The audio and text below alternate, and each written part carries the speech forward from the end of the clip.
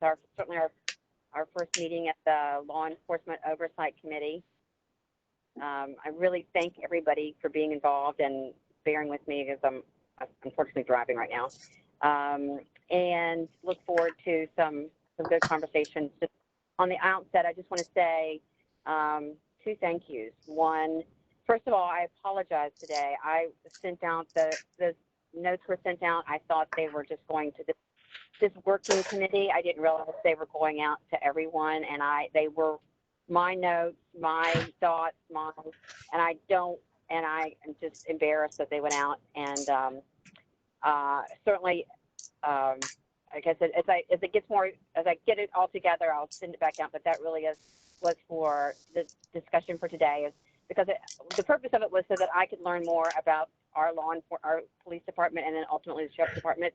And Chief Zaccaro could not have been more gracious with his time and his candidness. And I can say that personally, after talking with him and after the research I've done on law enforcement agencies across the country, we should be extremely proud of the job and the training that our officers get. And so I would be, I just want to make sure that I thank him and thank everybody for being so great. The other thing is, I know everybody knows that my mom is in the hospital. It was quite suddenly, and I want to thank everybody for their, good wishes and thoughts and prayers, and also to thank our leadership, Jennifer and Sylvia, today when I was flipping out. And that's why they are leaders. They're wonderful people. I truly appreciate you talking me off the ledge today. So I just want to say we're lucky to have Sylvia and Ginger at the helm. Wow, thank you. Okay, meeting adjourned. Let's leave it on a good note. Thank you. So I'd like to actually turn it over to Sylvia. Sylvia wrote a really great email about the mission and purpose of the LEOC. And so Sylvia, if you wanted to go over that. Okay. Did everybody receive this? The big long email that was sent out first on August 5th. I think, is that the one you're talking about? Yes. Okay. And basically, all the things that are on there, the Black Lives Matter 757 they were looking for oversight, and so everything that we've been doing all along is what I've written down. We've been doing all these things, and they just happened without an umbrella group. So that's why the Law Enforcement Oversight Committee was created. And the only thing that we have not been doing that's listed there is reviewing the use of force policies, which we may need a little guidance doing that and reviewing it, for a little training from the PD and Sheriff's Office, which they said they would provide. But does everyone have a copy that we don't need? Do I need to read these, or do you want me to read them, or everybody got a copy? Did you mind going over? I don't. Okay. And then just a point of information. Also, I heard Carla mention that we have some kind of how do you say, that you put together what is the purpose and the goals of the commission. Right. And I would think that those type of things are done in committee. So it should be a guiding document that is not top down, but actually that it consults the members of the committee. Mm-hmm. And that is my suggestion. So if there is something like that, I would appreciate it if it is sent out, and then allow us for some input. Thank you. Okay. Thank you, Commissioner Amberman. I just want to take one moment to welcome Lieutenant Meister. She has joined the meeting. Welcome, Lieutenant. Okay, and Commissioner Gunn has joined the meeting as well. Commissioner Gunn? Hi, how's it going? Okay, hi, good, welcome. Okay, so that's it for my little housekeeping. Yes, so I did not when I said below are some of the duties, which some of the duties, and from that I would assume we would come up with a short mission statement, or however you want to call it. I think we've been calling them mission statements more or less of each committee. But the thing that's new, of course, is to review the use of force. We will do that for the sheriff's office and the police department. We have visited the jail in the past, and I think recently, the health department went not too long ago, in the last couple of years, maybe, Tommy, I'm not sure, but that's something that we always do, is visit the jail during non-COVID times. And then we need to review the jail policies, and we know a lot about the police department because they stay so engaged and let us know what they do. From the time that a person is arrested and then put into the jail, and anybody that has a question, stop me, and just we'll continue after that. But that's one of the things someone had brought up, that we should know what the turnover process is. And back a long time ago, we had some Hispanic inmates that were waiting to be transferred. They didn't have any family, and I think at the time they couldn't get hold of any hygiene products or anything. That was one of the things that was handled, and so we need to be brought up to date on the how the inmates are handled and how they're determined medically to be either determined to be, I guess there's different departments. Again, it's just breaking down to see the what goes on in the jail. Then we have the PD is always open the doors if anybody wants to visit. We've always been invited. We're always encouraged to do ride-alongs, and many people have done them. Of course, during COVID, probably not a good idea. And then we do occasionally attend the police citizens groups. Does he have his hand up, or is he talking? Okay. Telling Shelley that I want any of her lunch. Oh, I know that she has fries, doesn't she? Somebody has fries. I saw fries. And then we need to determine who's really going to be on the task force. I had some people, but the reason it's going out to everybody right now is so we can establish who the standing members will be for the task force. And I think Francis and Joe, although Joe is tied up, but you had wanted to do the, or was that the, am I confusing the racial tension task force? Okay. And that's about all that was on there. It's in detail, but so there are things that we've been doing, and there are things that 757 Black Lives Matter is somewhat demanding of us. Of course, we did their inputs to the IRP, and Ron Taylor is supposed to join us to give us an update from the community. He's been so that's about it. Okay, great. So, as we work this Carlos, as we work through what the purpose, if I'm understanding Mr. Amberman correctly, as we work through the purpose and the mission of this is going to be a discussion about what we see or what we think that the purpose and mission of this committee will be, this subcommittee. Okay. Any comments from the commissioners in regards to purpose, goal of the Law Enforcement Oversight Committee? Anyone? Oh, okay. Commissioner Amberman, your mic is now open. Yes, I just would like to suggest you send us whatever you have, and just to give us an opportunity to review so that we don't take too much time right now doing that exercise. So that should be something ongoing, and I'd appreciate that. Thank you. Thank you, Commissioner Amberman. Yeah, we can do all that offline and take a final vote when we get together. The outcome for this meeting.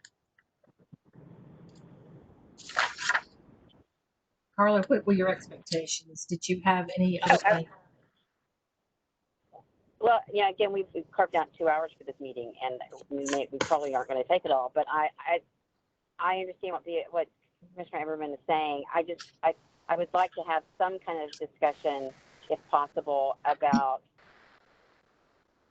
just to brainstorm to flush out some ideas before we go through an email process or back and forth, so that we can, get this moving. Okay. For a simple mission statement, not the duties. The duties, I think, will add to and subtract as we do them. The mission statement, we usually try and keep it very short, like just maybe a one big long run-on sentence. And I'm not sure, Carla. Do you want to try and write that now, or do you think? I mean, the purpose obviously is to make sure that we have covered everything. We've been doing all these things, but to formalize it so that we'll be able to know that we've got everything in our duties. So it's basically to have. I hate the word oversight, but that was a word that they used. I do too. Yeah, they kept asking for oversight, so I made that. If those guys don't like that title, it doesn't have to be that way. This is your committee, so. I have a virtual hand up by Vice Chair Gincott. Vice Chair Gincott, your mic is now open. Thank you. With the purpose being general at this point, it being like a mission statement. From our past conversations within the whole commission, it seems like, and I may not have the right word yet, but it is like to review the policies, procedures, and practices of our local law enforcement. That's the general idea. It might not be the right words. To review policies, procedures, and practices of our local law enforcement. That might be a start for us. That's a great start. Thank you. That's a great start. Thank you, Vice Chair Gincott. I see a virtual hand up by Commissioner Thompson. Commissioner Thompson, your mic is now open. Yes, I'd like to add to that, Ginger, to ensure that the human rights of all citizens are acknowledged or recognized or respected or something like that. All Virginia Beach citizens. I really want to say, something about the Black community, because, that touches my home. But that we need to serve as that review panel to ensure that the human rights of all citizens are protected or acknowledged or respected or something like that. Yep. Thank you. That's excellent, Thank you. Commissioner Thompson. Thank you, Commissioner Thompson. I see a virtual hand up by Commissioner Amberman. Commissioner Amberman, your microphone is now open. Yes, and I would like to actually a correction on that and say all residents, not citizens, because with that, then we will be focusing on only certain types of population and not acknowledge that, including undocumented immigrants that are not citizens or people with any immigration status that are within that. Thank you. Thank you. That's excellent. That's excellent, Commissioner. Okay. And I see a virtual hand up by Commissioner Stanley. Commissioner Stanley, your microphone is now open. Yes, I just want to ditto that whole thing. And I think Commissioner Thompson said it, respected human rights, in our lane, protected and respected and protected. Because, that would be the oversight or the accountability part. And Commissioner Amberman's point too, residents, not citizens. Thank you. Thank you, Commissioner Stanley. Okay. Ginger, did you get those changes? I got them. Okay, okay, that's right. Cool. Thank you. Thank you.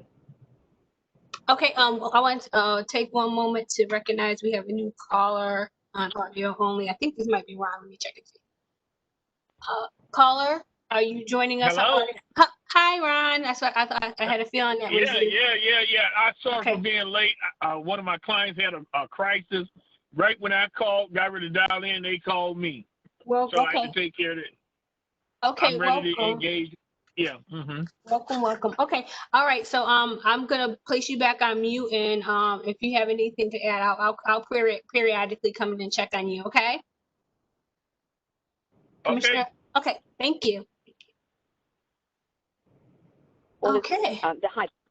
So this is Carla again. So Commissioner Taylor has joined us. I believe, Sylvia, did I understand that he has an update on the IRP? He has an update on everything, so you want to just go ahead and hear what he has to say? How about that? Okay. Yes, please. Before we go there, one second, I just want to make sure. Commissioner Stanley, did you have more to say? Your virtual hand is still up. I'm glad that it's up now that Commissioner Taylor is online, because I just wanted to make the clarification that in our past in-person meeting, it had gone on record that the Human Rights Commission had nothing to do with the IRP. Remember that it was out of our lane, and that was sort of where we were with it. I want to make sure that there is an understanding that by us declaring that, you know, the protection and respect of human rights for people in the city, that does give us kind of nullifying that decision. Correct? Am I? Yes. Is that a good assumption? Okay. Yes. To put that on record, I appreciate that. Thank you. All right. Thank you, Commissioner Stanley. I see a virtual hand up by Commissioner Amberman. Commissioner Amberman, your mic is now open. Yes, and I think I would like on record also the acknowledgement that it was at the request of both the police department and the sheriff's office. Okay. All right. Thank you, Commissioner Amberman. Yeah. Okay. So back to you, Chair Neri Strickland and Commissioner Esseltine. So you want to speak to Commissioner Taylor about the IRP development? Yes, and whatever. Yeah, I'd like to hear what Commissioner Taylor has to say regarding, you know, to get an update. Okay. All right. Commissioner Taylor, your microphone is now open. Good afternoon, everyone. I apologize for being late, but I just want to give you a brief update. A couple of days ago, I got for my eyes only, a copy of the bills that have been floated around up in Richmond for the reform of criminal justice and law enforcement. I dug into it a little deeper last night and looked at some things that is going to be coming if it get approved, and both houses, both chambers agree to it. And also I got some update on the IRP and the process. One of the things, let's start with the bills that coming out of this the chamber. One of the things that they're doing is that they changing the code. They oversight of the police, telling them they no longer can shoot into a moving vehicle or a stationary vehicle unless they absolutely sure that is their life's in danger. If it's not your life in danger or someone else, you cannot shoot in no more vehicles. Executing the warrants. You cannot execute if this bill passes, you cannot execute a warrant at night, no more, in the state of Virginia. Only time you can execute a warrant at night, if the judge sign off on it, and the language read, you have to give specific reason to that judge why you cannot execute that warrant in the daytime. And so that caused for that Breonna Taylor incident where they executed the warrant at night, and did their little thing. Other thing they put on there that's going to be done, if you're a law enforcement officer and witness another law enforcement officer use abusive force and do not report it, then what would happen? If they can convict you of, if they find out you guilty of it, they're going to decertify you being a law enforcement in the state of Virginia. The other thing they've got in the bill is if you are cited for using grievance, using abuse of force, now they're creating a data bank. They directing the chief of police to submit that to the state police, which they have controlled the data bank. They also have to report theirs. And also in the bill, it says that I think it's going to go. They doing what we've been asking for, Teresa, about collecting that data. Now they are mandated. If the bill passes, it's going to be mandatory that they collect the data and turn it into the state police for every traffic stop, pedestrian stop, or investigative stop. All of that has to be reported to the state police, and it goes into a data bank. And they're requiring that the chief of police in the municipality put on the website where they normally put all their information for the police department, the data of all their traffic, how many demographic, who they stop, how, I don't know how they have to update. They have to put on there, well, we did these many stops. It was this many African American, this many Hispanic, this many, have to do a different demographic update. And that information also has to go to the state police. So they keeping a record of it. And the other thing that is that the bill I read that the bill is doing, if you cited for abuse of force and everything, they are saying that that your name go into that data bank, and also the person that if your partner turns you in, then your partner is free from retaliation, free from being denied promotion. All this is in the language. He would not be subject to any prosecution or anything of that nature. And also it says that all abuse of force, I think the records and all that stuff has to be turned over to the Commonwealth Attorney for review. So these are some of the changes that's coming. They are saying that they know. Oh, the other thing is they prohibiting the law enforcement from getting grants or purchasing military grade equipment. They are prohibiting that now. You cannot go out there and buy a tank, a military helicopter, CS gas from them. You can no longer do that if this bill passes. They say you no longer can do that. And if you don't comply, and I think it says in the bill that if you do not comply, then the money that they normally give for a police department will be withheld from you if you don't do what you're supposed to. So these are some of the changes that are coming. This is not the total bill. This is not the complete bill. This is just a rough draft of the proposal coming out of both chambers. They are still working on it. I think with the other fashion that we're going to see that where the localities are giving power to empower their oversight, like your IRP or your citizen review panel, to giving them investigative and subpoena power. I think that's going to be added to the language. I didn't see it in there, but they haven't finished it. They said it was incomplete. That's why they didn't want me to share it with anyone. And so I'm just sharing to you in verbal, not in hard copy, because I got the hard copy of it. And so I'm just letting you know that those things are coming down. If it comes out of both chambers and then go to committee, and both committee put the final draft, and then it goes back to both chambers for a vote. And then if they approve it, then it become law. And it become a statute. So those are some of the things.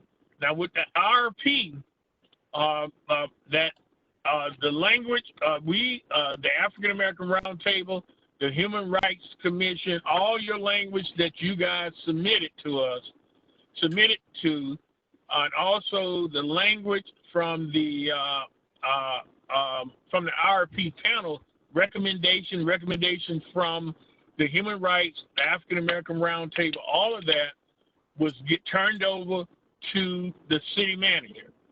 The city manager and his staff, I guess the legal beagle, and all of them are looking at it and seeing how they can readdress and change it.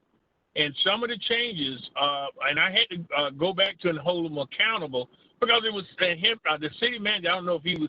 I think he agreed with the mayor that it's about 3 or 4 things that we recommended that they could do right away. And we said, well, but they never told us what 3. So they did name 3 of them that they could do right away. One of the things somebody recommended was possibility moving it away from under the HR and putting it in a place where it's publicly noticeable for the citizen, and also putting it out there so the citizens know it's there and tell them how to process it. So, and access it. Those are some of the things that they say they can do right away and move it. And the other thing was is some of the things we asked for that they said that has to be, somebody recommended to change it from IRP to the Citizen Review Panel. And that has to be by council. And it was some other thing that they asked for. It's about 2 or 3 things we asked for, even that came out of the human rights that we both agreed on, the roundtable and the human rights, that it has to be the council that changes it because it's in ordinance. But they are trying to flush it out. They are meeting, and one of the things that the roundtable is now asking, we're drafting up the letter along with the Hampton Roads Black Caucus, is that we are requesting that the city bring in a subject matter expert on citizen review panel and give us the different models and how they work and what's the best way to make them effective. That's what we're recommending. And also, I'm asking the Human Rights Commission to come alongside and ask for the same thing, because we're going to put this type of effort into it.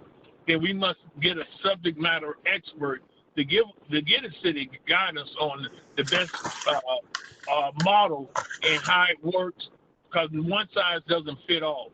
So what works for Charlotte or something, it doesn't work for us.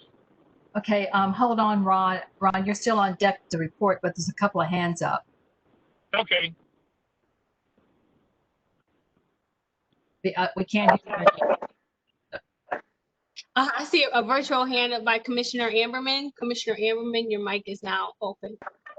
Thank you. I just wanted to add that I drafted together, I reviewed all of the things that I have also read and seen, and put number 1, 2 documents. One brought by, and this is going to the first report that, our friend Taylor presented to us. One was by the Virginia Black Caucus, and those are the proposals on law enforcement. And I'm talking right now about the General Assembly. And just for your information, if you want, we all can have a copy of those bills, and you can actually be reading the transformation that those bills actually go through. So if you go to LIS, which is the website from the government, they give you a list of all the bills that have been introduced, and then you keep track as to how they changed, whether there are other people that are sponsoring them, and so forth.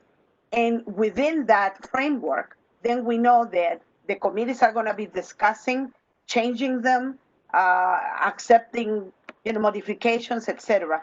And with the process that Rod was sharing with us also, once the committee approves, it goes to the body, in large steps.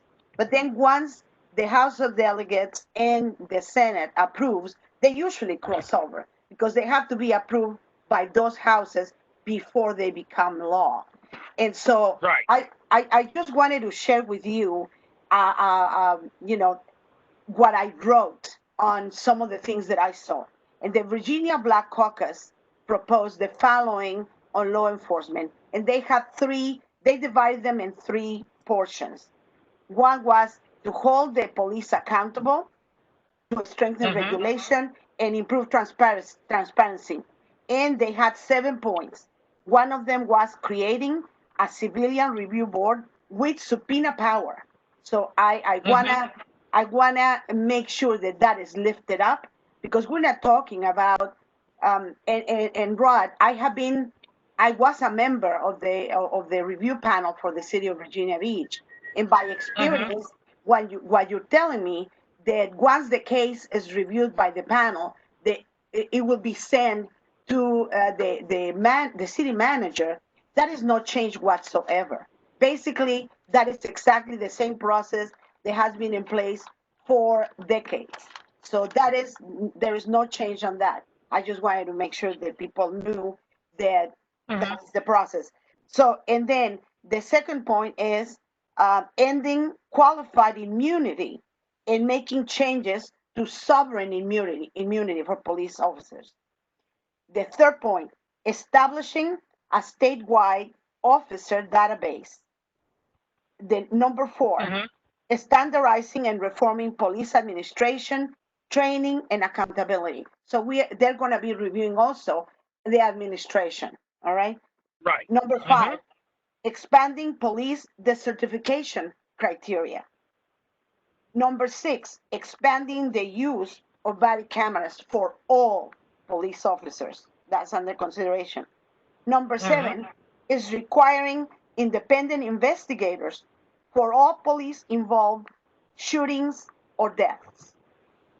And then under the heading, prevent law enforcement excessive use of force, there's 4 points that they want to bring up. One is defining and restricting excessive use of force. Second, banning the use of chokeholds. Number three, restricting the use of tear gas and militarization tactics and weapons against civilians. And that is what you went more in depth. And then number four was passing Breonna's law to end the no-knock warrant. And then under replace law enforcement's role in certain areas with trained specialists, they offer three suggestions. One is implementing the Marcus Alert to require behavioral mental health professionals to respond to those thought to be having mental health crisis. Number two is divesting from large law enforcement budgets and investing more in communities. Number three, reducing SRO presence in schools and replacing them with mental health professionals. That is only from the Black Caucus members. And then I also put together the recommendations from the Virginia Attorney General, Mark Herring. And he actually has also very specific things, a little bit different. But it says he is asking for the fact that he wants to enable the Attorney General to conduct pattern and practice investigations. So that now is involving the Office of the Attorney General. And then making it easier to remove bad officers. Number three, create a duty to intervene for officers. And that is what Rod was referring to, that basically other officers have the responsibility to protect the behavior and the compliance of law within the departments. Now, the fourth one is modernizing, standardizing, and elevating the rigor of police training. And on that, I just wanted to share with you that there are weekly meetings and actually multiple meetings by the review panel, the task force that is reviewing the curricula in which officers are being trained. So there is a depth of work that is going to come out of that. And within that group, we're talking about that they're participating the 24th 23, 24 community colleges across the Commonwealth that are going to be reviewing the training for police officers. And the discussion is, I mean, do we really want to require college graduation for officers rather than just high school graduation and then training by the local, so anyway, all of that thing is being reviewed. Then that is number 4. And then from the Attorney General's office, number 5 is banning and limiting dangerous or lethal policing tactics. Number 6, establishing citizen review panels. Number 7, requiring the use of body cameras for all officers. And number 8, requiring an independent agency or attorney to conduct investigations and make prosecutorial decisions. So, and with that, I would like to kind of learn more about the definition of that, because that may mean that there may be another step. Say, if we have a review panel from the city of Virginia Beach, and still the citizen or the resident is unsatisfied with the solution or the implementation of any recommendation by the review panel to the city manager, and if they're unsatisfied, I wonder if then they may be reaching out to the Attorney General's office so that then he can have an independent attorney and or an agency be appointed to then conduct those review panels. And then regarding reforming criminal justice, he said he wants cash bail reform, expanding opportunities for record expungements and simplifying that process. And number 3, legalizing regulated adult use of cannabis and resolving past convictions. But with that, that's ongoing. I feel that depending on how that goes, obviously, we need to be working with the police department and so forth to see how they foresee implementation and our support on that. Thank you. I'm here. Hello? Hi. I had a question. Madam Chair, are you still there, Carla? Is Carla still with us? I'm sorry. Yes, I'm sorry. I muted myself so that y'all Okay. couldn't hear me. Oh, Yes, okay. I am here. Okay, I had my hand up. I just wanted to say one thing. Beatrice, maybe you should explain if you gave us an email, but you are appointed to the governor's task force, and I don't know exactly the name, but law enforcement. Is that correct? Is this where you've gotten the information?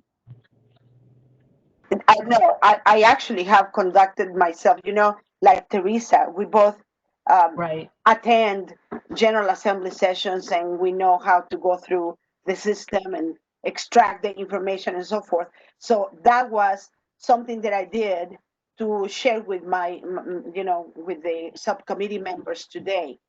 The agency, well, not the agency, I would say the task force. It's a statewide task force of multiple members, and I'm pretty, pleased to see the amount of diversity within that membership. So those are members that were recommended by different entities. I think my name was put forth by Senator Tim Kaine and other people. That was, so that's how they reached out to me. And once they heard that I have been a member of a police review panel and the facial technology recognition citizen review panel for the city of Virginia Beach, so they knew that I had a track history, that I work with police department and also with community. So there are, I would say, a large proportion of chiefs of police, judges, counselors from the different regions of the community colleges across Virginia. And as a matter of fact, today in my committee, I have the one from Tidewater Community College. So she is there.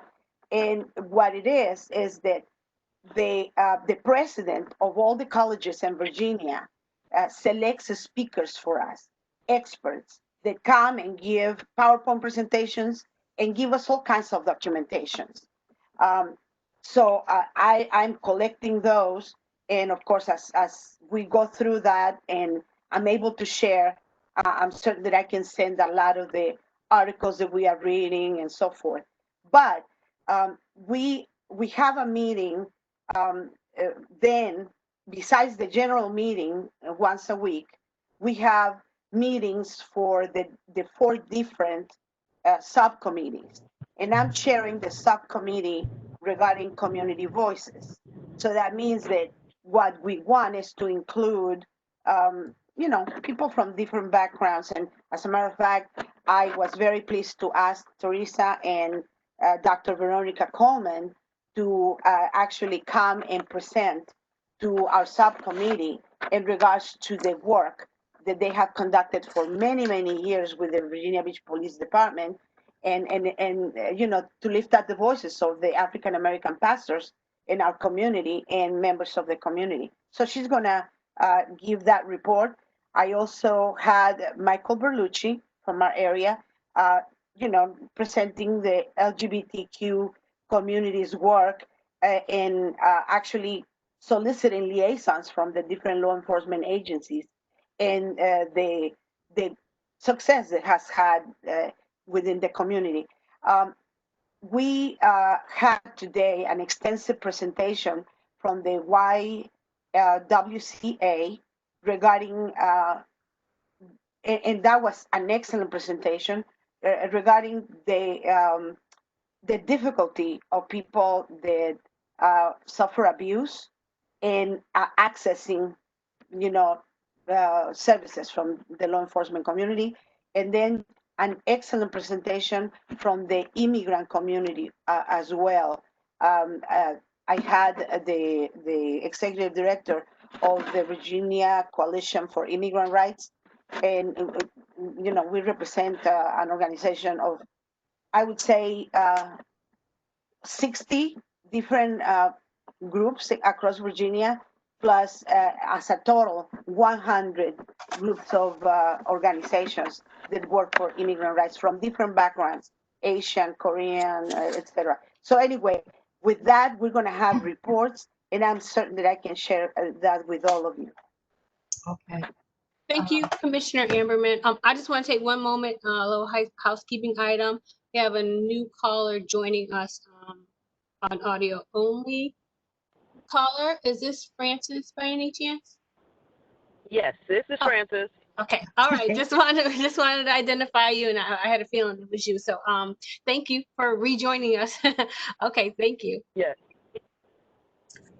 Okay, back to you, Chair Mary Strickland. Yeah, Carla's driving. She's on her way home, so Yeah, I am just 5 minutes from home. Sorry. okay. That's okay. So does anybody else have their hands up that with questions for Commissioner Taylor or Commissioner? Do you still have a question, Chair Mary Strickland? Because your hand's still up. Yeah, I just thank you, Beatrice, for the outbrief, and then maybe you can send us the I want to say flow chart or org chart of where you are you're on the task force and another sub task force, and also Jamal, are you still with us? Commissioner Gunn, your mic is not unmuted. Yes, ma'am. I was in the list. Yes, ma'am. Thank you. You are still willing to help follow the legislative items that are of interest to us and report back as well. That would help. Absolutely. Okay, that would help take a lot of pressure off Beatrice, who I'm sure she's not sure what meeting she's at right now. So yes, if you'll continue to do that. And Ron, are you still on the phone? Yeah, I'm sorry. Yeah, I was going to mention that. Oh, I okay. assume Beatrice and Ron as well, because he did mention some legislative items. I understand if they're in committee or Oh, haven't been yeah. on. Anything you think of interest, we would greatly appreciate you following up on that. I don't think I can carve out any more time in the day to read anything. So thank you, Jamal. And Ron, if you're still there, you wanted to go on to, I think, what the meetings are with our city. Oh, I'm sorry, there's a hand up. Commissioner Stanley, your mic is now open. Sorry, Sylvia, I just didn't want you to get onto another subject without me reminding you that our partner, and I think Jamal knows this, with the Legislative Collaborative Table, Beatrice spoke about that. It's Right. a group of about 26 groups that we have partnered with anytime that there is a human rights connection. Dr. Jenko and others of us have, all been a part of that. Much of their agenda is law enforcement. Commissioner Gunn, that might be helpful for you, but we've had to put it on hold as we've been watching the special session because so much of this has to get, worked out through that. And then, what doesn't, whatever doesn't get captured in that bill will carry over. So I think, Commissioner Gunn, that will be an important agenda for you also to have as you're deciding on the legislative pieces or the help with the legislative pieces. Thank you, Commissioner Stanley. Hi, this is Carla again. I'm going to hang up for 5 minutes while I walk in my house. I'll be right back on. Okay. And Chair Neer-Strickland, you had a question for Commissioner Taylor. Is that correct? Yes, he had started to go into the meetings that were taking place with the city and the status of, because I have also heard some, I think three of what Human Rights Commission asked for, 3 other items are being asked of, I'd say they're repeated by other groups that they're being asked for, and that was to expand the IRP to make it more inclusive. And I don't think it was ours, but I think Ron said that it would go under probably the city manager, and there was one other that we had suggested that also got moved forward. But Ron, you want to bring us up to date on the actual city, I guess you would call this the implementation of these suggestions that everyone brought forward. Commissioner Taylor, your mic is now open. Yes. I was talking to one of the city council, and they spoke to the city manager on it, and some of the items that he can operate on quite soon. I think you mentioned bringing it up under him. Also, I believe taking it and making it more citizen friendly, put it so and giving the citizen, showing them how to access it and how it works,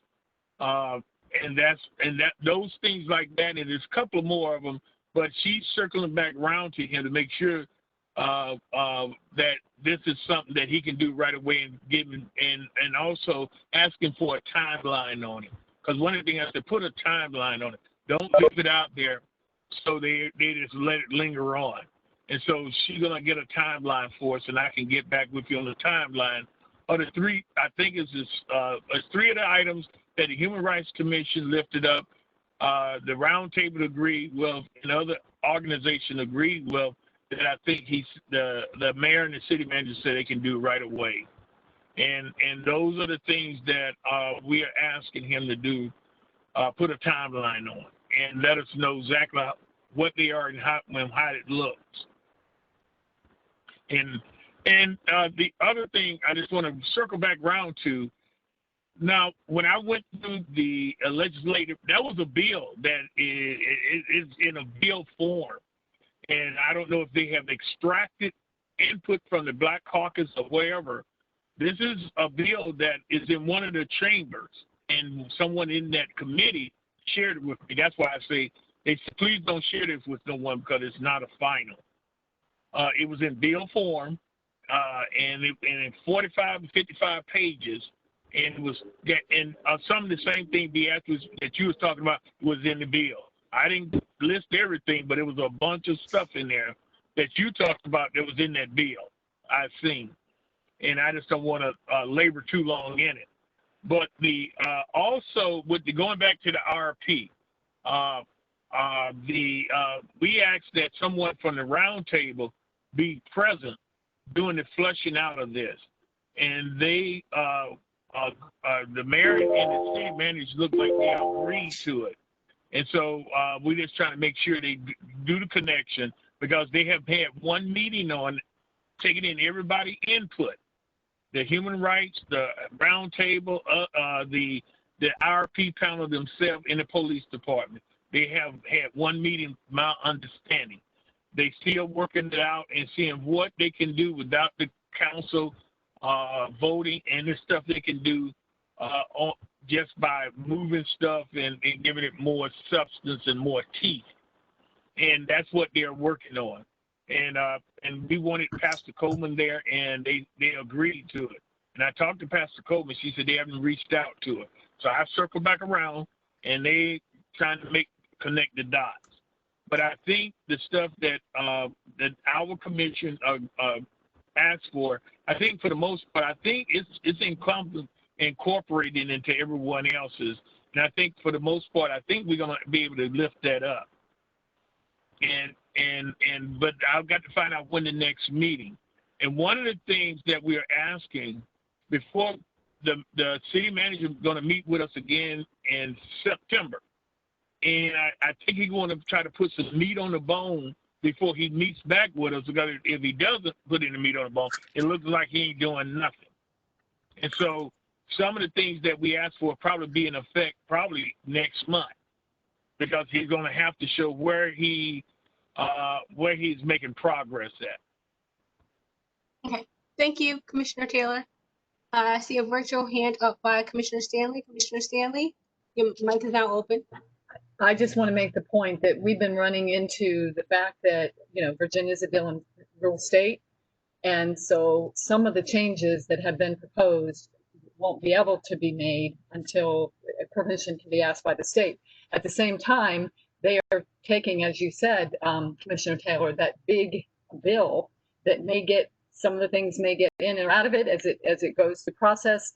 But our concern is that Virginia Beach not just fiddle around the edges on something that then the state is going to supersede with the mandate. So I think I just kind of wanted to make sure that, and I know we've been putting the police community relations table that Commissioner Amberman spoke about has been meeting for 4 years, where we've been grappling with a lot of changes that need to be made. But then what we hope to be made? We've been linking our input into the African American Roundtable through you, Commissioner Taylor, but we want to kind of go on record that we would rather kind of sit back and see what the state does, before, we fiddle with something that might not, be a full remedy, if that's making any sense. Thank you, Commissioner Stanley. Commissioner Amberman, I see your hand is up. Your mic is now open. Thank you so very much. I lowered my hand too. One of and just following up on that, I heard Commissioner Taylor that they are going to reach out to Dr. Coleman, which I'm glad to hear. I wanted to know how many members are still need to be appointed. That is number one.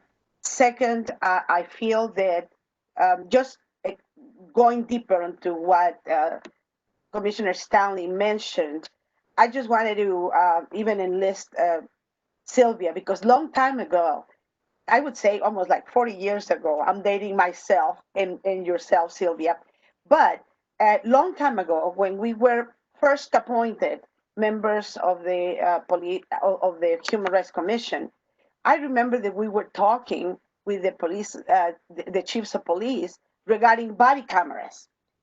Do you remember? I mean, we had a conversation forever, and there was sort of like a little pushback on that. But I just wanted to tell the police department that we are their friends. And what we are seeing is just a path forward in which we don't struggle and go into it in a haphazardly manner, but that actually there is some planning. We see, and I think because we are right there in the community, we see that this issue is not going to be let up. And even right now, we are going through, this session of the General Assembly. But let me remind you, I am a member of a coalition, of several coalitions. So my coalition, has organizations from all over Virginia. And then the other coalition that we have is 100 organizations. And we're talking about strong organizations, like the Virginia Interfaith Center for Public Policy. That's one of our members. And we have conversations several times during the week. And I'm going to tell you one thing.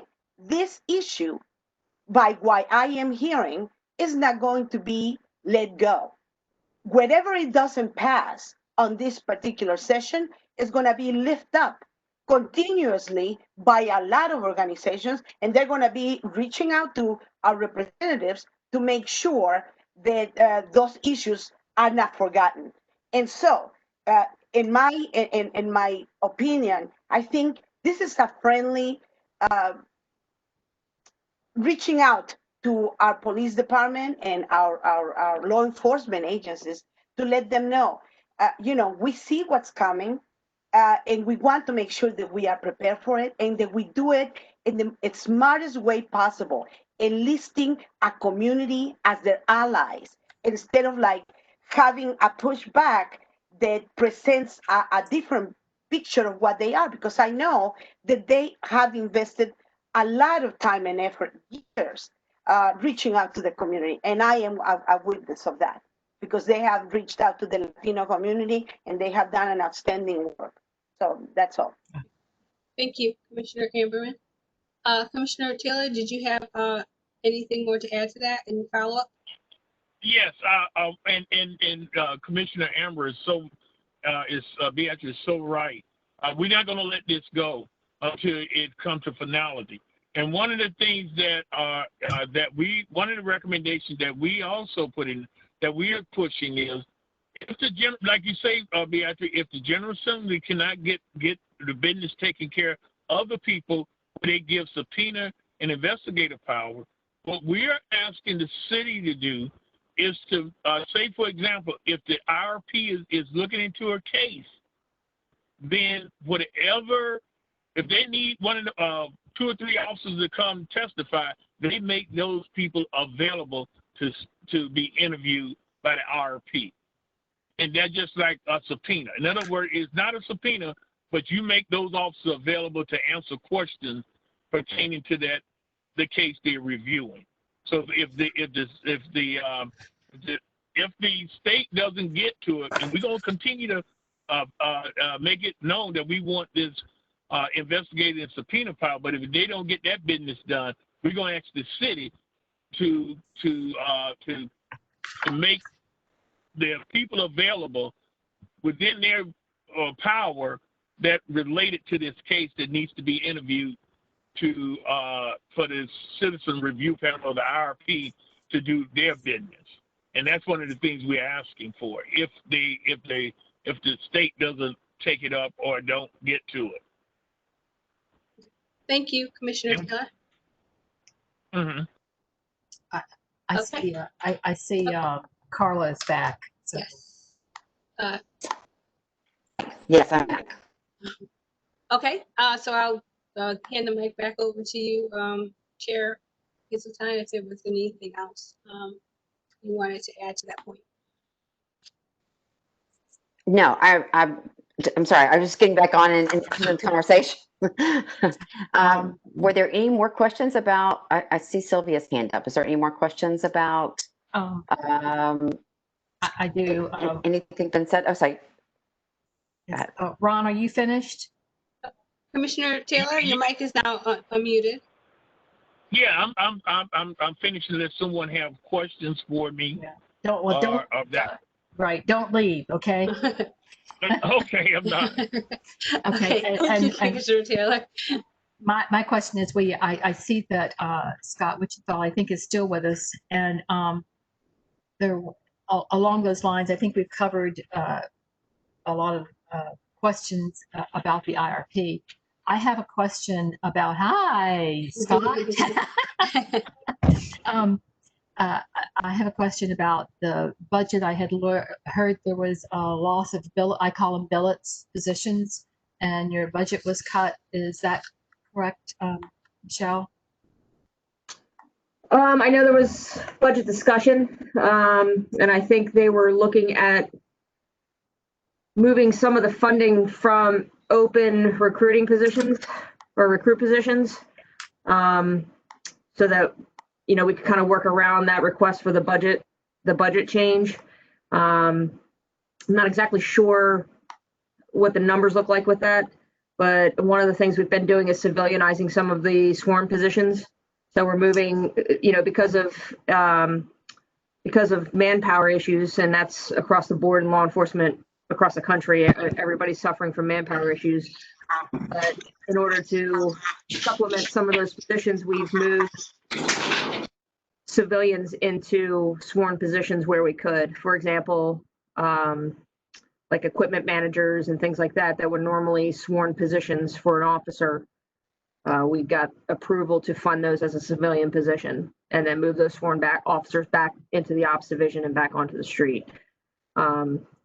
It took a while to maneuver through some of that because there's specific technical knowledge that a sworn officer will have on equipment or procedure and policy that a civilian wouldn't readily have as they step into those positions.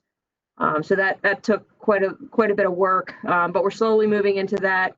I know, I'm not sure if you're aware of this or not, but all of our crime analyst positions have now been civilianized. Wow. Right, so we brought in professional crime analysts that are civilians that work directly with each of the precincts and special operations. And they also work with our planning and analysis unit, looking at crime trends, calls for service, time en route to answer calls, length of time on calls, the various types of calls we respond to, how long, the amount of time it takes to respond to a crisis intervention team call or a CIT call or mental health call versus a domestic call versus a stolen property call. So they really are kind of getting down into the weeds and looking at the quantitative things with the police department as opposed to having a law enforcement officer who is just trained to look at those things. We actually have trained civilians that have a background in, you know, planning and analysis and analyzing and statistics and that type of thing. So we're moving into that direction. We had a services position that used to be a sworn police officer as a sergeant. We're actually civilianizing that position. And I'm trying to think across, I know there's been a handful of other positions in the department, but those are the ones that are so glaringly obvious that we've moved into. So that affected the budget a little bit in a positive manner. And it also gave us a handful of officers to put back in the street to, like I said, supplement some of the manpower issues we were facing. But it's going to take a lot more than just a handful of officers. We are very short-staffed. And that's across the board. I'm sure the sheriff's department can say the same thing, just as any other law enforcement agency anywhere in the area can say the same thing. Everybody's short-staffed right now. Right. Thank you. Thank you, Lieutenant Meister. Chair Strickland, you were speaking? Yeah, I'm sorry. I just wanted to say, yeah, thank you. And I guess during our next month we have to let Chief Zakara give us our recruitment presentation since he's been waiting since October. But I guess within that we can find out how many billets we're short. And I know that if you take the percentage, like a city our size, and the number of police officers that are designated, that we're very, very short percentage-wise. And then for the amount of real I guess, positions, billets that we have in Virginia Beach. We're still short on that. So maybe we'll get that. So Scott just came back in the room. He may actually have those actual numbers for you. I know I kind of gave you an overarching idea of what we've been doing, but he may have the actual numbers. They're asking about how many positions we're short right now. I want to say we're about 10 positions. Oh, wait a minute. Are you talking about how many we're short overall, or how many we've been eliminated? How about both? I think we had around 10 positions eliminated. And shortness overall, we are probably about 40 positions. But let me do this. I can go walk 20 feet and find out the exact number of how many that we are below minimum staffing, and I'll come right back and tell you. So I'll give you an accurate number right off her board. Right? You guys want to do that? You need that? Yeah. Just give me 2 minutes and I'll be right back. No worries. Okay. I see a virtual hand raised by Commissioner Amberman. Commissioner Amberman, your mic is not open. Thank you so very much. Number one, thank you for the report. From the police department. I think that is what we're talking about when we're hearing forward-looking into making changes. I just wanted to share that of all the groups that we have interviewed, we have called a lot of organizations from across Virginia. And one of the questions that we've asked is, what do they mean by, I mean, first of all, do they support defunding the police? And all the groups, without fail, say, no, that's not exactly what we mean. So let's not assume that when we hear that word, that it comes really from organized groups. It may be a term that is used maybe on the street, but if you actually interview organized groups as a whole, they said no, that is not exactly what we're asking. As a matter of fact, they're concerned about funding, not funding the police sufficiently. But what they wanted to see is exactly what we were, what you were sharing with us, and that is that actually there are positions within the department in which we have professionals like mental health professionals and so forth that could be part of either the department or maybe to have police officers specialized on certain areas of service. And that being said, I would like to see if you would share that document with me, and if you can ask the chief of police if I can share with the committee on the task force law enforcement committee.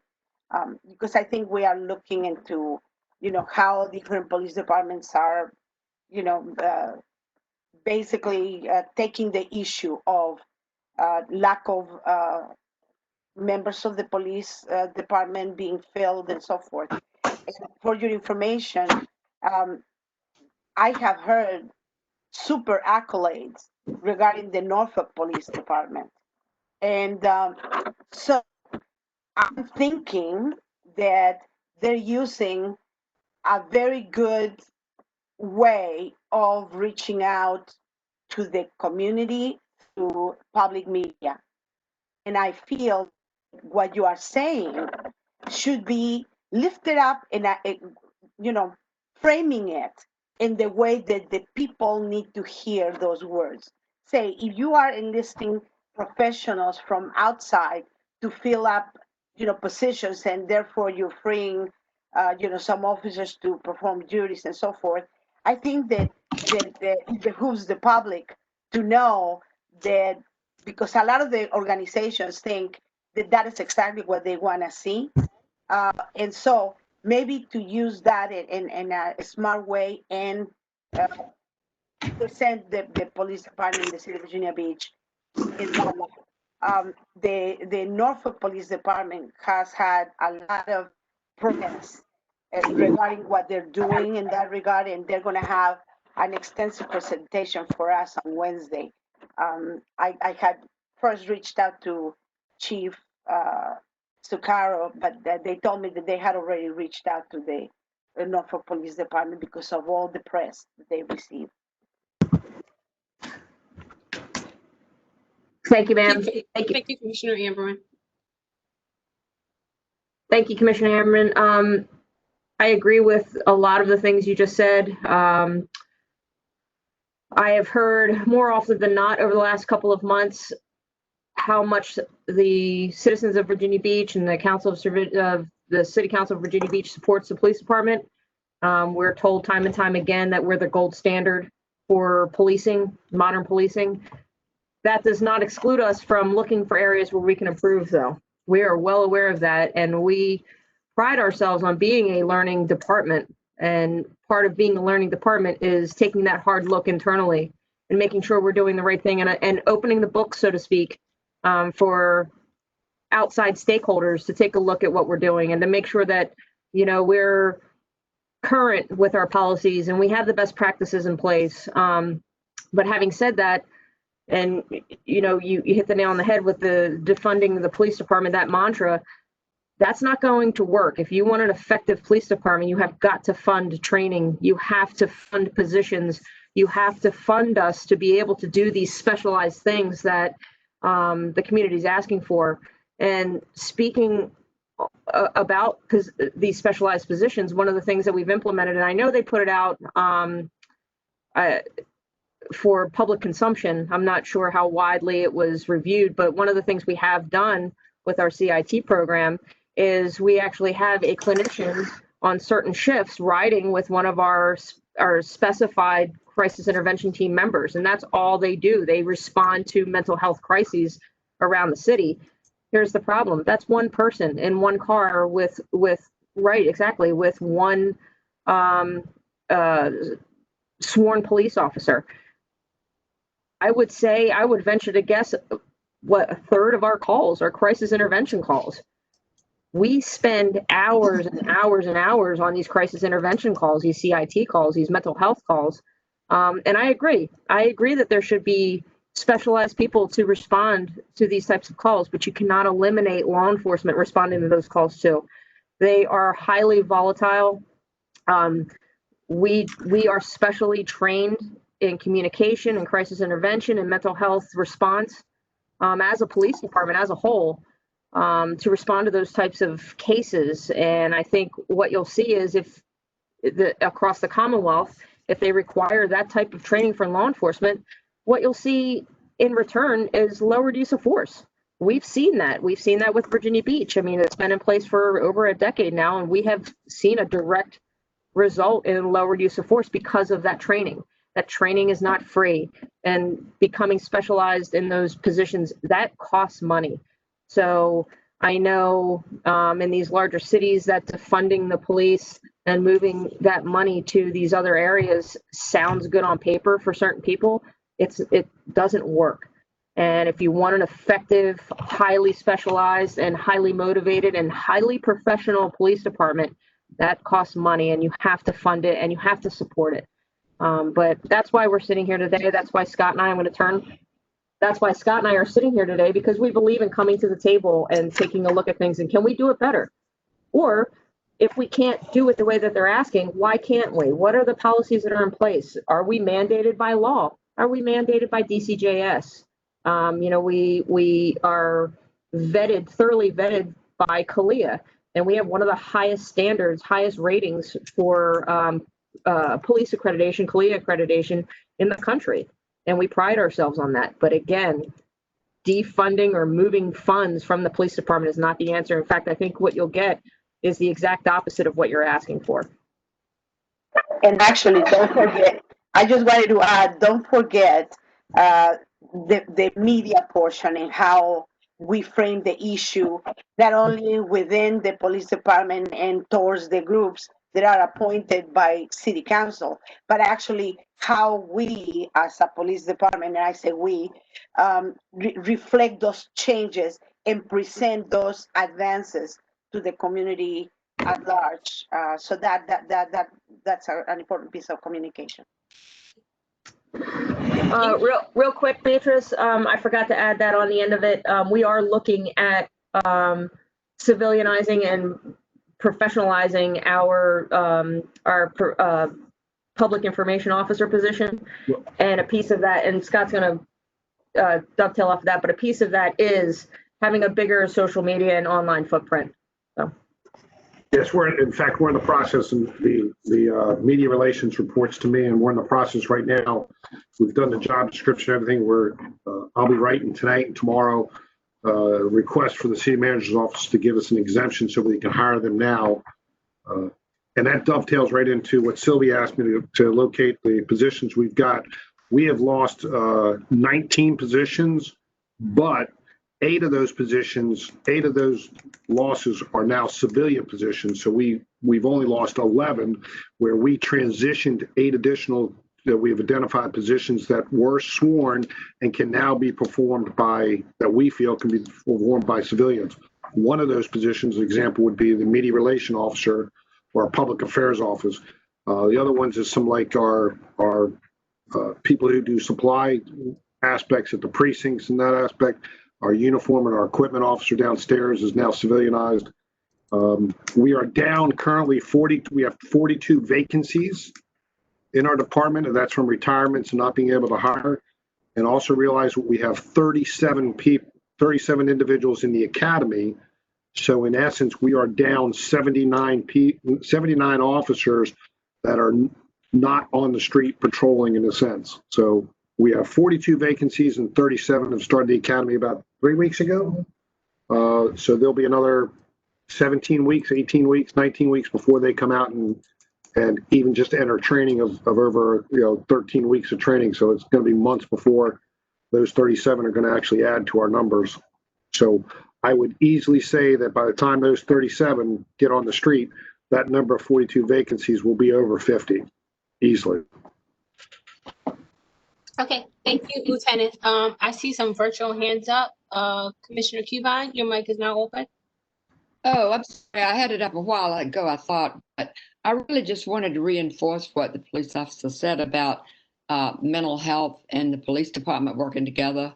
There's been an excellent relationship for many years, and I was aware of the mobile team working together. I had talked with the mental health supervisor of emergency services fairly recently, and she was saying how well that's working and how pleased they are that they're able to serve people in this way of working together and being available, and they work together to do the training for the CIT officers. I just wanted to reinforce that and how pleased we have been with this relationship. Thank you, Commissioner Cubine. Chair Hesseltine, you see your hand is up. Okay, sorry. I just wanted to, again, I apologize for sending that out so quickly this morning. My notes, obviously, I just saw my emails, so that some of the things that I had written down were incorrect and have been corrected. But I just wanted to go back to my discussions with Chief Sakara, and one of the things I said to him was somebody needs to do a better job of getting the word out of all that you do, because I did a really exhaustive search to try to learn about policing across the country and to read activist blogs, podcasts, everything in the world. And I just cannot reiterate how great of a job our police department is doing compared, the things that they have in place. And as I said in my, I think if anything, we need to figure out a way to pay our officers more. I think, along the way, there will be some things taken out. Certainly their jobs first and foremost are communication. But I do believe, as you said, some things you might be able to put to mental health, but I don't believe that there's any room to defund or reduce, to reduce the pay for the police officers. Thank you, Commissioner. I'm gonna check and see if Commissioner Taylor has anything to add to the conversation. Commissioner Taylor, are you still with us? Commissioner Taylor? Okay, so we may have lost him, or maybe he's on another conversation, another call. Commissioner Stanley, I see that your hand is up. I'm gonna unmute you.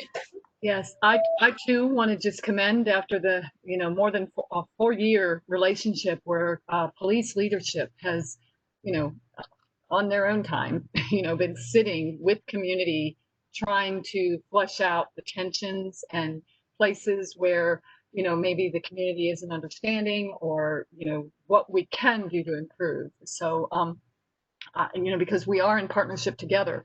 So I want to affirm the partnership, and as Commissioner Amberman's, both the Black Caucus, the, what's coming out of, the governor, as well as, other input. So much of that we've been tackling together, tackling things like how do you make sure that we get the best officers, but that they're fully representative of the community. And the police have been amazing in their ability to, everything that we lift, try to figure out a way that we could get it on, putting information online, making things accessible, having recruitment opportunities in the community. They've been over backwards. So there are things that we've come across, reinstituting mediation, which is, supposed to be a powerful best practice out of the 21st century policing. So we've been using that document and working together. Where we've had a few, disagreements or understanding, the IRP, being one where we felt that there were improvements needed, and even Chief Siccaro's, ability to say, yeah, there are issues around that and how we might, tackle that together. One issue that I would love Lieutenant Witchendall and to maybe speak to, and Shelley Meister, maybe you could help us too, the school resource officers. That is definitely slated both at the state level, as you saw it in the Black Caucus work and it will be taken up, the role of SROs. You all have been on the front end of a lot of the 21st century, and your CALEA status is just excellent. And I agree, we need to let those things be known more in community. But are you all thinking proactively as far as using those positions, like Commissioner Amberson said, in a more effective way, rather than just as law enforcement officers? And I know that they have different training and that kind of thing, but that is one of the areas that's really going to be looked at as this intersects with the school to prison pipeline issue and other things that we are concerned about for human rights. Is there some work on that in that arena? And if not, I'd like this task force to sort of be looking at that. So I can only speak for Virginia Beach and how we utilize the school resource officer program. And I'm actually in a position right now with the first precinct that as the day shift lieutenant for the first precinct, I actually oversee a lot of the school resource program in the first precinct. But as far as the police department goes as a whole, we view our SROs more outside of the law enforcement capacity and more as a role model and mentor capacity within the schools. Most of our school resource officers, and I don't want to use the word revered, but are almost revered by staff and students within the school, because they do a lot of outreach within the schools. They sit down with our at-risk youth and have these conversations, and they act as role models and mentors. They work in conjunction with the school administration and school psychologists and guidance counselors. It really is a full system of trying to intervene, instead of trying to intervene on the front end when we see an at-risk youth versus stepping in solely as law enforcement and involving them in the criminal justice system.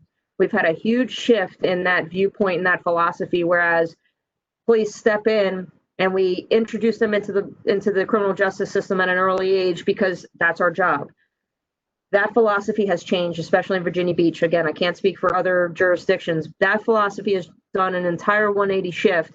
We are now part of the solution and getting resources and getting help for these at-risk students, involving the parents, like I said, involving school administration, involving guidance counselors. So yes, our sole responsibility would, yes, be law enforcement and school security while we're in there. But we have a much bigger role to play in the schools, and we embrace that. And our school resource officers are well aware of that. They go to specific training. They go to specific school resource training at the front end before school starts. But also there's now, I want to say it started July 1st of this year, the state has mandated that school resource officers are certified through state level training in order to be a school resource officer. So we can't just pluck an officer off the street and put them in the school. It doesn't work that way. There's actual certification that's required now. So in addition to all the things I just talked about, they also teach, what's that? Also CIT.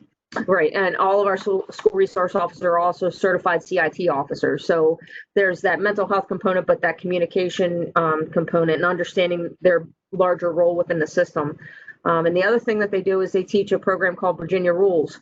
So they actually have a classroom setting in which they go in as law enforcement officers and they talk about the different laws within the state and how it applies to juveniles, how it applies when you turn 18.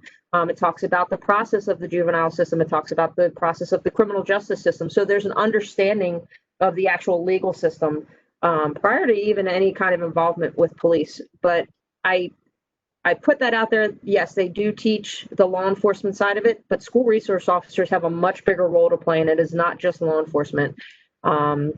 I can't really drive home how much the philosophy of the school resource officers and just our overall interaction with juveniles has changed in Virginia Beach.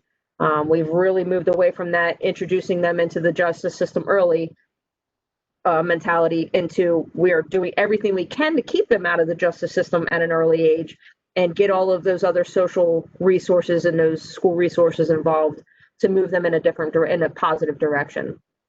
So again, I know it sounds hokey for me to sit here as a Virginia Beach police officer and say we're the gold standard, but I really think the process and the philosophy we have in place is the right way to go.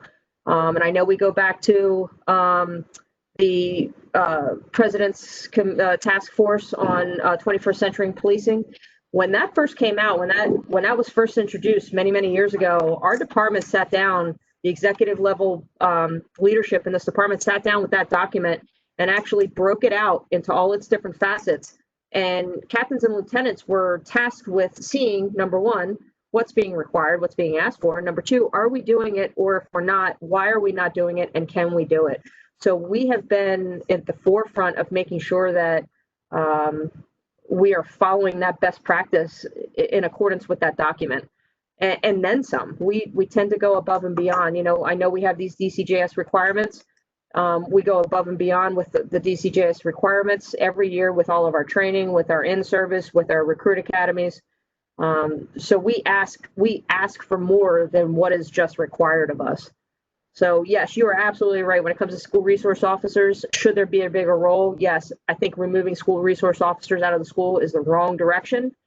I think the direction to go is maybe a philosophical change within the Commonwealth on why we're using school resource officers, what their role is within the school, and what their role is in that bigger system, in that bigger cycle, and working with school administration, guidance counselors, and anybody who's really got some skin in the game when it comes to moving these juveniles in the right direction, especially the parents. I think the parents have been probably not as involved as they should have been over the last couple decades when it comes to juvenile justice. And at this point, we are really moving in a direction where we're getting the parents involved. And that's one of the first things we do is we call the parents and get them involved. So hopefully that answers your question. Thank you. And it once again, Shelley, shows that the Virginia Beach Police Department has, proactively some really important things to share. As far as figuring out how to frame it, which is back to, I think, what Beatrice Amberman was saying. If we can frame it so that we see that is the way we need to be going, so that we continue the partnership. It doesn't get full of animosity because, the definitions are divisive. Thank you. Thank you, Commissioner Stanley. And Dominique, just because it is appropriate at this time, I just wanted to mention that is one issue that is being studied by the community colleges across Virginia to make sure that there are courses that certified officers that serve the school systems so that they can have that type of training. And they think the allocation of resources, that is the type of thing that we should be thinking about. Thank you. Thank you, Commissioner Amberman. Chair Neri Strickland, you had your hand up. I did, thank you. And to follow up on Michelle, what she said about the resource officers, that's one of the reasons we fought so hard to keep our 2 African-American officers that were turning 65, because I understand one was a school resource officer, and he did, I understand he had a great send-off in the students. I just wanted to make note that, because we were comparing cities, Norfolk they're about half the size of our population. I think they're about 244,000 compared to us, and yet I think their police department is about the same size. And you can just shake your heads if that's right. Isn't that about right? It's about 10 or 12% less than us, but it's close. The police department size. Okay. All right, thank you. Chair Nair Strickland. Chair Husselton, I see your hand is up. Yes, thank you. Just as a side thing, so since some of these positions are now being put to civilians, is there a possibility to be able to hire people back, like the 2 gentlemen that we met who had to retire because they were 65? It depends on the position. Some of the positions have been, if it's a full-time position, we cannot hire them back because they're in the retirement system and it's prohibited. Just one note is the one officer that retired, who was an SRO at Green Run, he came back to Green Run as a part-time, I don't think teacher, some type of role in the school. So he's still involved in the school in that aspect. But we do have some positions that are part-time, which would be 32 hours, that we have hired former police officers back, yes. Perfect, thank you. Thank you. Thank you, Commissioner. Commissioner Cubine, I see your hand is up. Did you have something to add? Your mic is open. I'm sorry, I didn't, my hand was up. Oh, okay. All right. Thank you, Commissioner. Chair Nair Strickland, your hand is up. Yeah, I see it's getting late. I just didn't want to, I wanted to kind of move forward about the, we haven't said anything to Captain Norris yet, but at one point, I think we need to have an update on the jail presentation, maybe at our next meeting with the recruitment. If that would be a suggestion you want to do to give us some ideas of arrest processes and what happens within the jail. Would that be okay with you, Madam Chair? Yes, ma'am. Yes, ma'am. Whatever information that we can provide and we're willing to provide, just as long as I'm clear on what you want, I can find out that information and again present. We want to know who your grandmother was, and I'll proudly let you know that. Yeah, absolutely. Okay, thank you. Yes, ma'am.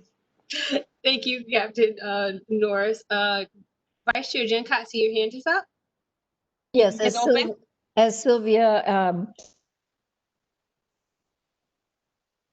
wrap up for today, I'm looking at the action items and what we would need to do next, and update on the jail system is good, but I want to reflect on what we talked about for our purpose, and that related to the policies and procedures for our law enforcement and review. And so perhaps getting those things set up to do that is on our list, Sylvia, for things to do.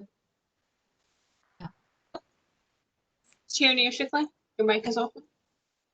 Yes, I agree. And also for an action item, I have somewhere in all of this discussion, I heard that on the state level, there is a discussion about the educational requirements for a police officer, which may include having already having, I'm understanding it right, already having a college degree. And we have such a hard time right now recruiting officers, and especially minority officers. Do we need to do anything? We'll go by your recommendations, BBPD. Do we need to say something now? So, overarching statement, if there's something going forward in Richmond that you think you need to speak up on, I would suggest that you make your voices known. And with regards to increasing the education requirement for a brand new, I'm assuming you're saying like recruit level to, that would probably literally eliminate and cripple us if we were to require anything on the front end more than a high school diploma. We recruit from all walks of life. And I think if we're looking to increase the diversity and reach out to a larger group when it comes to recruiting, I think if you're making those stipulations even harder than what we have now, because the standard's pretty high now to get in, again, just Virginia Beach Police Department, our requirements are so strict now as it is. If you require a college degree just to submit an application, it will literally cripple us when it comes to recruiting. What we've done with the police department is we've required higher education in order to be eligible for promotion. So you're required to have, I believe it's 60 credits to be eligible at the sergeant level. You're required to have a bachelor's degree to be able to promote for lieutenant. And then anything above that, if you have a master's degree or above, you become even more eligible when it comes to captain and higher. We promote higher education for promotion. And what we've recently done is we've incorporated a professional development program within the department for both officers and sergeants. And that looks like more education at each level and more training and certification at each level. And as you progress through those different levels, there's a pay increase at different levels for officers. And there's also an education component in that when it comes to college. So we're doing things internally to promote higher levels of education and higher certification and more training. We're trying to do it in a cost-effective way so that the city doesn't have to foot the bill for a lot of that. But the PDP, the professional development program for the officers, does have a pay component because we're looking at also affecting retention. And what was happening before is we would have a lot of officers who had to wait 6, 7, 8 years to have any type of meaningful pay raise. And we were losing people within that 5 to 10 year range, moving to other departments and maybe going federal because they would get a pay bump. So what we did was we spread out the pay increases where they would get less pay increase, but more bites at the apple, so to speak, within that 3 to 10 year range to have pay increases. But in order to get that pay increase, you had to get certain certifications and training. So it's a benefit on both ends. It's a benefit for the department. It's a benefit for the city because you have better trained, more professional police department at various levels. And it's a benefit for the officers because it's affecting retention. It's affecting their pay. So that's although it's in its fledgling and infancy stage, I think the officers have really embraced it. We're doing something very similar for the sergeants. We're looking at a STEP program for the sergeants when it comes to training and certification education. It will be also adding a pay increase component for the sergeants, but right now it's more voluntary on the sergeants. One of the pieces with the sergeants is they have a mandatory rotation. So as of right now, sergeants cannot stay in a position within a division more than 10 years. So what we were seeing were certain positions being held onto for decades. Saying a position, let's say the canine sergeant, you would have a canine sergeant, which is a specialty position with a lot of professional development and professional growth involved in that position, being held by one person for 20 years. So it limited some of the movement and the professional growth of sergeants at the sergeant level. And we wanted a more diverse and well-rounded core of leaders on the department. So we've implemented the professional development program at the sergeant level, which incorporates that mandatory rotation. So you can move around to different specialty units and gain knowledge in areas that you may not have had the opportunity to do before.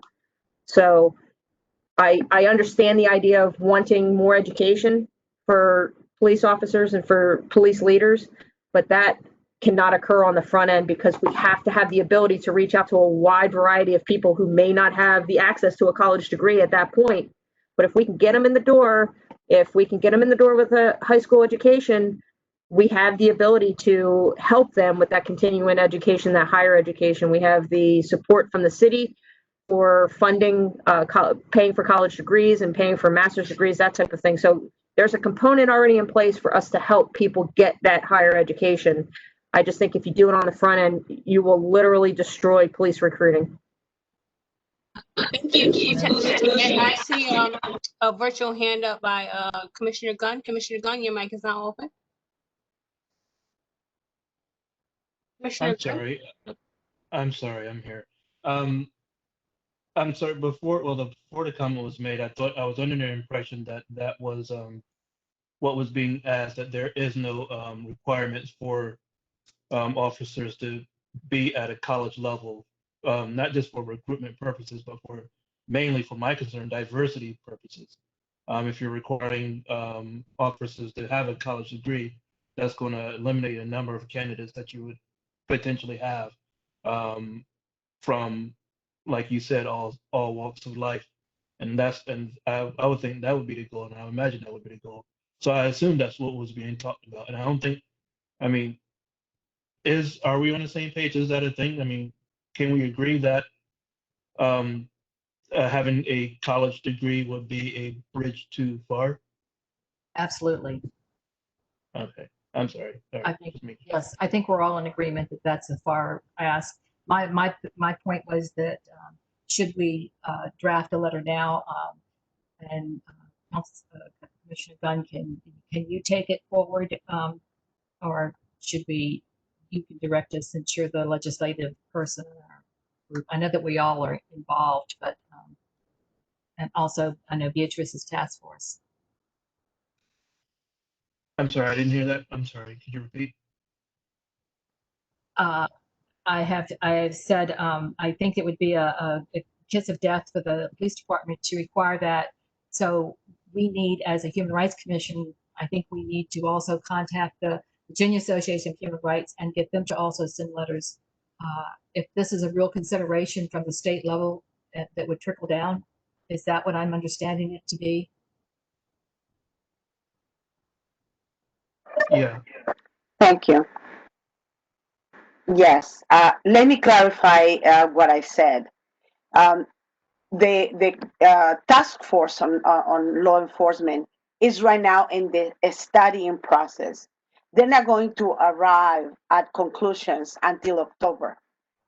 But just to let you know, we are hearing from counselors, from community colleges, and some of the presentations that they have had is that violent behavior from the perspective of the police officers, they have a correlation that education level evidently is a factor.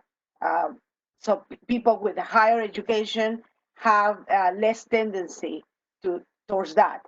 But I have to tell you, from the perspective of the community, today we had the participation of several organizations, and from the community perspective, the immigrant communities, the 100 organizations that are part of the Virginia Coalition for Immigrant Rights, they actually had the same concern, and they expressed basically opposition that there would be a requirement of college degree, because that immediately would detract the enrollment of people in the Latino community, and so did others. So from the community perspective, we have heard those opinions now, and from the college counselors, there is that other piece.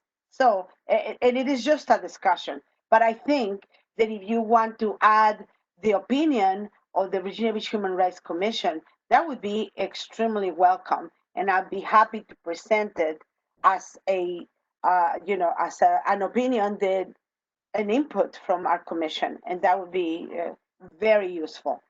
And then just for the sake of ours, coming down to a close, I really would like to see for the next agenda basically the list of asks, both from the police department to us and from the sheriff's department, what that they foresee us tackling, as to be of help, because I'm sure that there are things that we can be seeing or what is it that our tasks from their perspective, and then maybe us to kind of like have an input on that. Thank you, Commissioner Amberman. I see a virtual hand up by Commissioner Taylor. Commissioner Taylor? Commissioner Taylor, can you hear us? Commissioner Taylor? Yep. Okay. I'm here. Okay, I see your virtual hand is up. Did you have something to add to the discussion? Yes, can you hear me? Yes, we can hear you. Okay, I want to go back to the conversation and the subject matter of defunding the police department. Okay. Okay, we can still hear you. Okay, hold on, just what and when you like Beatrice said, when you say defunded, some people take it out of context. And I have talked to several groups and several entities. What we're talking about is when you talk about reallocating, and some I heard the police department say, well, that would cripple them.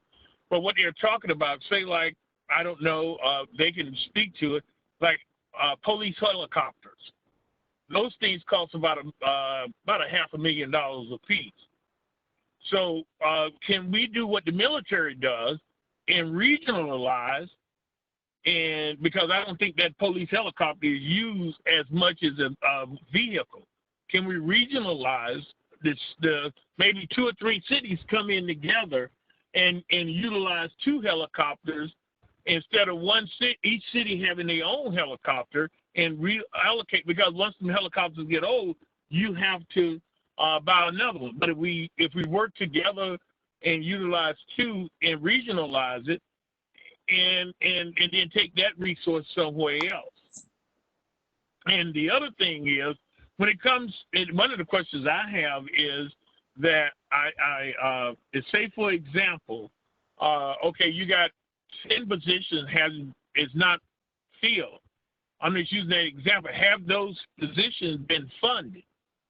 And if the position has been funded and you haven't filled it, where's the money? That's what what happened to the money? Because if I didn't fill it for a whole year, that means if I'm supposed to hire 10 officers and I hadn't filled those positions for a year, what happened to that money that was supposed to be paid to those officers for that year? And that's what people are looking at. If you didn't fill those positions and the funding was funded, what happened to the money? What we are finding, when you start digging, what we're finding out is they're reallocating those resources to training, tactical training, and other thing else than to fill in those positions because they haven't filled them yet. And those are the things that when they're talking about defund, they ain't talking about that's ludicrous to defund. What we're saying is what happened to those allocations. If the money was set aside by city council to fund 10 positions and we didn't fund it for a year, what happened to the money? And some have to have the money, either sitting there or something. What happened to the money? And that's what people are looking at. If you didn't use it, then take that money and put it somewhere else to help the police department better do community policing. I think that's what they're referring to. Now, I'm not saying everyone, but for the individual I'm talking to, that's what they're looking at. Why can't we regionalize? The military does it. Why can't the cities get together, the chiefs of police, and regionalize? Every P got its own road, but we can take those resources and make our police department better if we can do it, and share some of the responsibilities. And that's what some of the people are looking at. Okay. So we have to dig deep down into it. Okay, thank you, Commissioner Taylor. I would like to, I'm sorry, this is Carla. I would like to, Commissioner Taylor, if we could, that one, that's got a whole lot to unpack. If we could save that for the next, put that on the agenda for the next meeting. About reallocating resources. But on the other hand, I would like to hear Mr. Wichendahl. I heard his hand up. I can be real brief. Okay, great. As far as reallocating money for salaries that we don't use, we return that money to the general fund. And therefore it goes back to the general fund, and the city manager, and more importantly, through the budget process, council approves where they reallocate that money to. There are times where if we want to use that money for other things, we have to get approval from the city manager's office and council.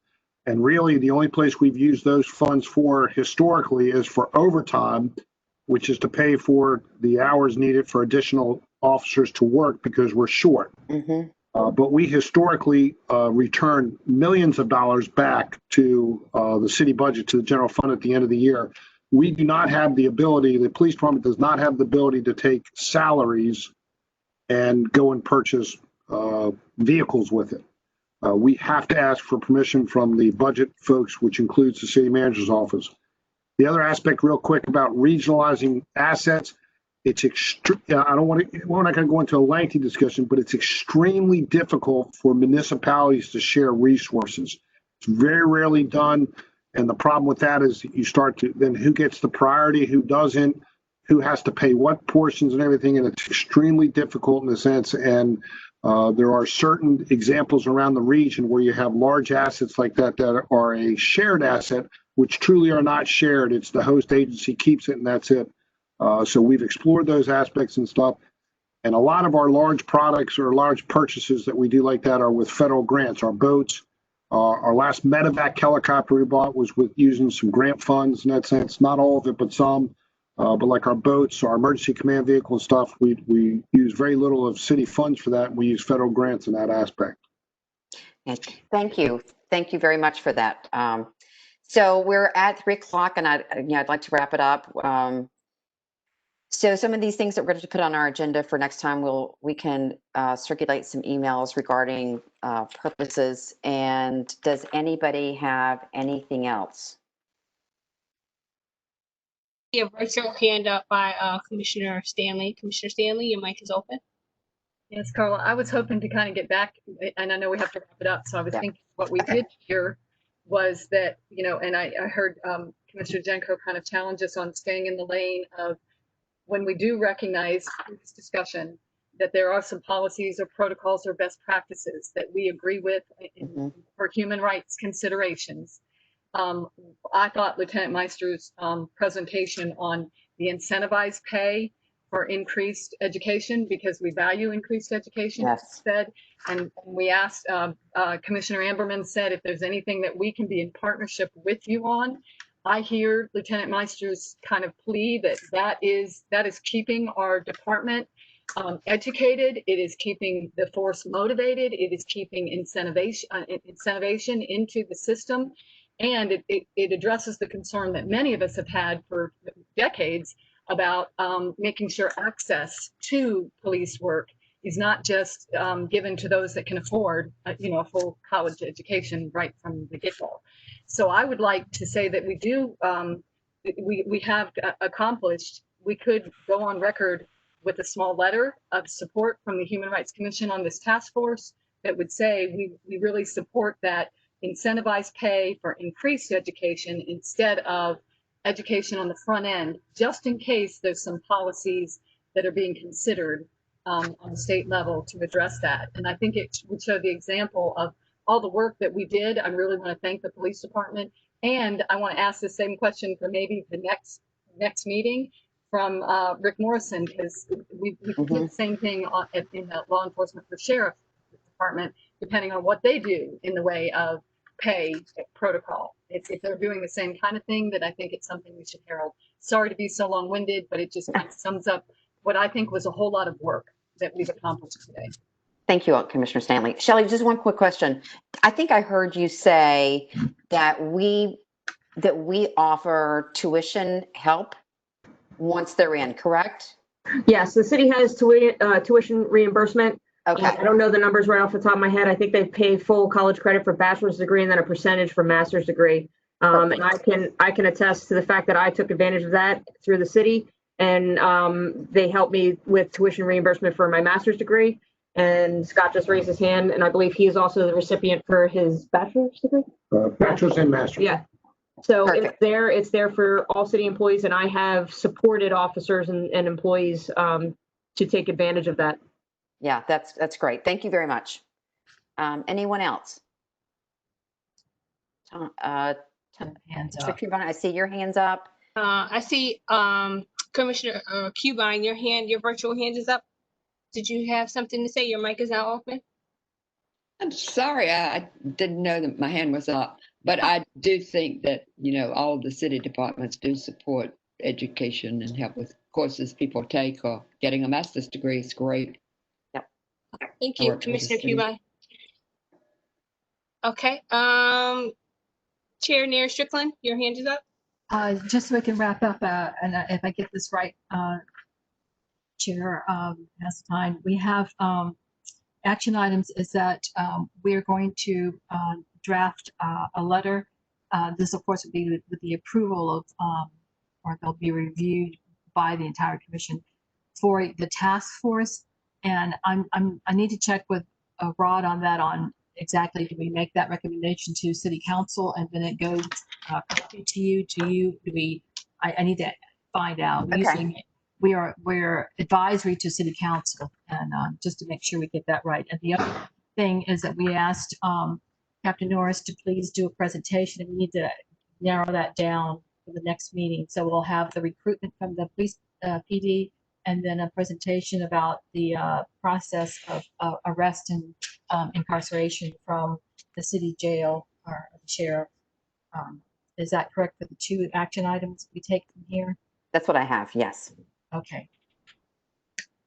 All right. And I see more hands, but are those purposely or? I think Commissioner Cubine, did you have something to say, or did you just need to lower your hand? You have to tell her how to lower her hand, I think. I'm gonna lower your hand. No, Coming through there. I don't know. I didn't lower it, I guess. Yes. Does that do it?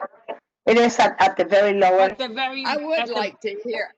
It's a tiny, tiny hand. I see it. I see it. I had clicked it to get on. I didn't know I had to click it to get off. But I would like to hear again what the purpose that we spelled out of this task force is. If we could get that in the minutes, or say it again. I think it is in the minutes, and we can send Well, it. I mean, it was just said today to review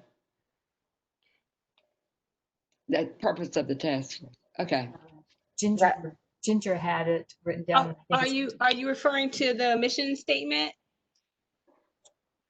Well, it says purpose of the Law Enforcement Oversight Committee, which was on the agenda, and it was stated, and Ginger came up with a statement, and I thought that was significant.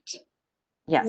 Right. Yep. There was a mission statement it was a combination of from Ginger, Teresa, Beatrice, and Francis, and it said to review the policy and procedures of our local law enforcement to ensure the human rights of all Virginia Beach residents are respected and protected. Sounds good. Okay. Yes, thank you. All right. Thank you. And don't forget to raise your lower your virtual hand, Commissioner Cubine. Okay, I've clicked on it. It's still there. We want to see you do it. Okay. We want to see you do it. It's still there.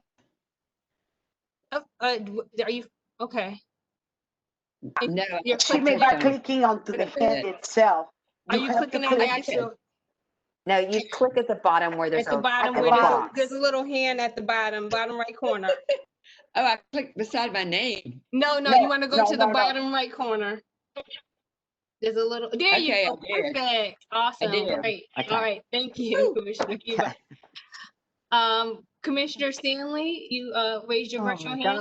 Yes. I'm just trying to get clarity, and I'm fine if it doesn't happen, but I do think that the timeliness of things, because we did review the policy, it's not a policy as much as it's procedure or best practice of the Virginia Beach Police Department, which is law enforcement, on their educational philosophy, which is proactive.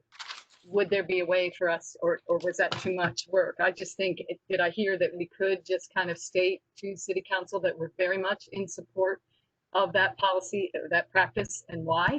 To really lift the Virginia Beach Police Department's as a partnership, in that they are addressing things that are very proactive in making sure that education is important, that all those things we said, incentivizing, as well as making sure that if anything comes up where they try to, on a policy level, make it that it's a requirement to have a college degree, we would be proactively supporting our police department in that regard. So I don't think it's a big ask. It's kind of what we just did, and it's fine if we don't want to, but if we could all kind of agree on that, I was hoping that might be able to be done at the tail end.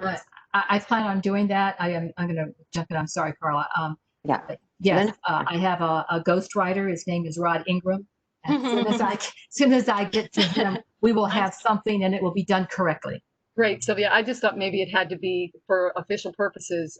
We all had to vote. Rather than vote, what I usually do is send it out for review. And nobody was shy. If they don't like it, they will let us know. Right. Okay, thank you. Thank you. Thank you. Mr. Stanley. Sylvia, real quick, just so you know, I'm getting ready to take over as the director of training down at Professional Development and Training. And one of the things that's housed under that unit is the professional development program. So if you need any verbiage or any information about that program, just reach out to me and I'll get you whatever you need.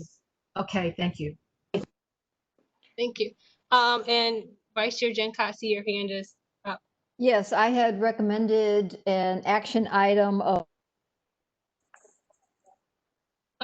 Sheriff's Department, who had invited us to review their policies, and that was not listed in our action items to move forward. Okay. Yes. I'm making a note now. And to just jump in there, I know that Rick asked us what he wanted to include. Could we include the educational requirements, since we've already done it with the police department at this meeting? So we'll have that info too on that presentation. That's not really the same thing. Okay. Think about okay. Policies for use of force, etc. Okay.